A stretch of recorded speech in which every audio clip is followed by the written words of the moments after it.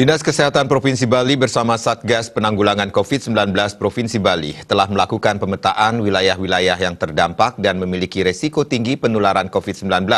Satgas juga telah melakukan tracing untuk mengetahui kemungkinan transmisi lokal yang terjadi.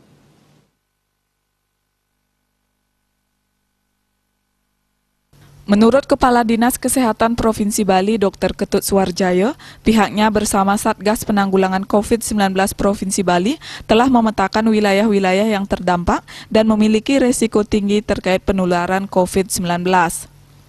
Setiap terjadi kasus positif di suatu wilayah ditindaklanjuti dengan melakukan tracking dan karantina untuk mengantisipasi kemungkinan terjadinya penularan atau transmisi lokal. Suwarjaya berharap agar masyarakat tetap tenang dan waspada dan selalu mengikuti imbauan dari pemerintah.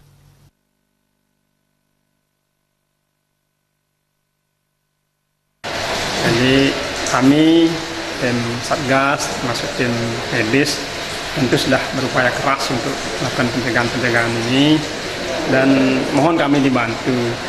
Dibantu pertama agar masyarakat tetap tenang, waspada, dan yang penting juga jangan keluar rumah karena ini sangat besar perannya untuk membantu kami agar tidak ada lagi orang yang terinfeksi akibat dia tidak patuh dengan himbauan pemerintah untuk bekerja di rumah, belajar di rumah, dan beribadah di rumah.